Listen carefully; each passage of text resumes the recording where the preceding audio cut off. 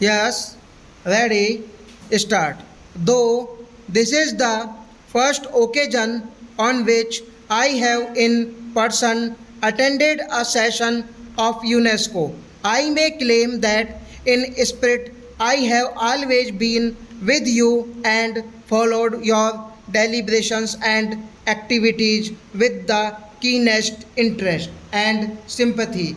This I have done as I feel that in view of the disaster which threatens the future of mankind, UNESCO alone offers a faint ray of hope.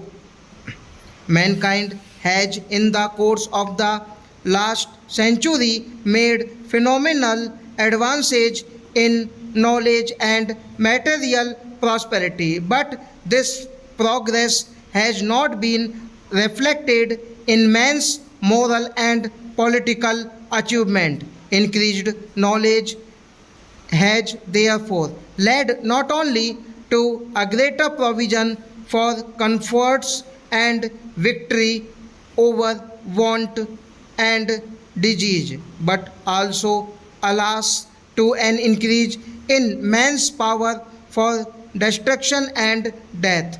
This power is so great today that unless all men have a sense of community, it may well lead to common ruin for all.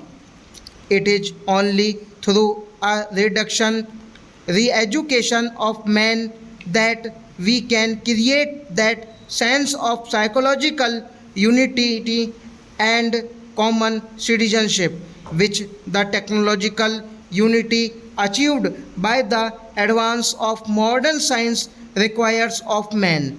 This is the reason why in 1949 when the Indian National Commission for Cooperation with UNESCO was founded, I placed such great emphasis on the importance of UNESCO's work.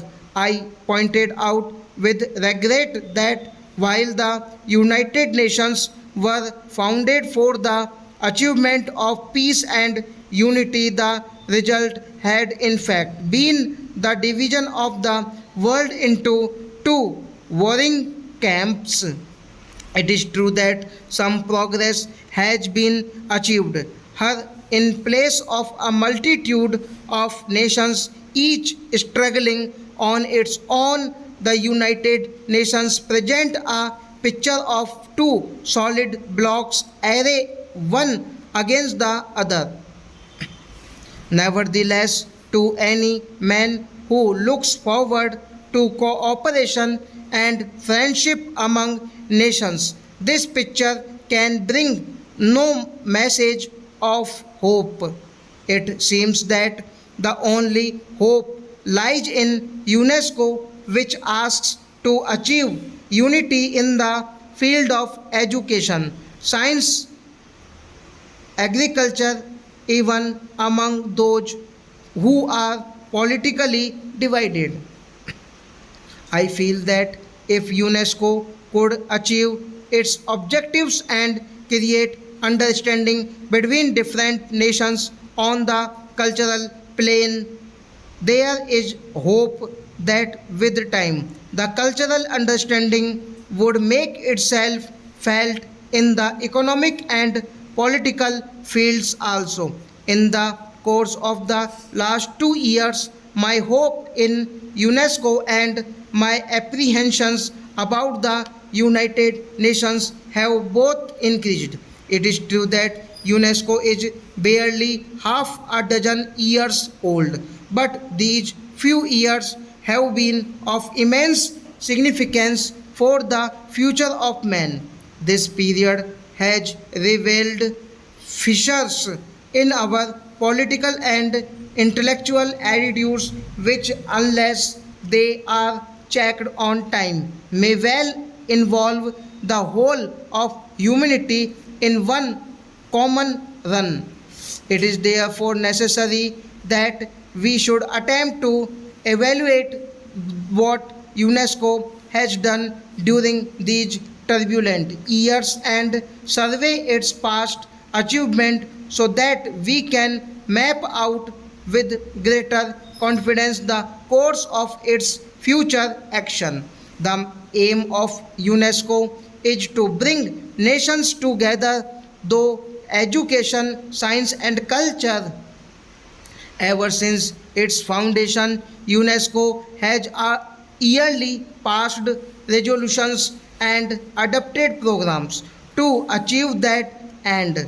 One of the greatest achievements of UNESCO has been to help frame a new and Universal Declaration of Human Rights, which has since been adopted by the United Nations. Similarly, in the field of technical assistance to underdeveloped countries and the restoration of educational and cultural facilities in the war devastated countries and in the exchange of persons and ideas between different nations, considerable progress has been achieved. Even more important is the project which UNESCO seeks to adopt for the provision of fundamental education to immense areas of the world as yet without adequate facilities. It is a sad reflection on our civilization that almost three-fourths of the adult population of the world are still unlettered. Literacy and ignorance directly contradict all our professions for the rights of men and constituted a great threat to universal democracy, peace, and progress.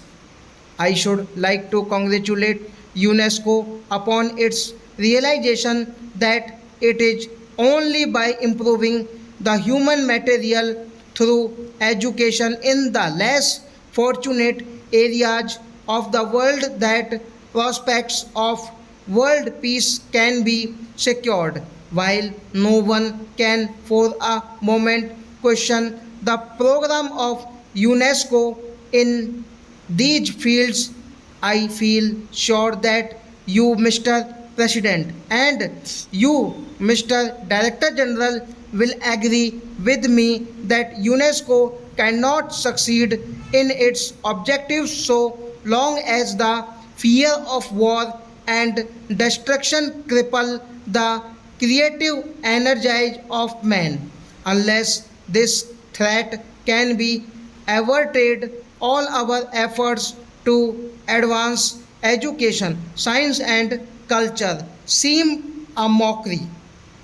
If the world is to be saved from disaster, we must, as intelligent men and women, decide what steps UNESCO can take to avoid the threat of war.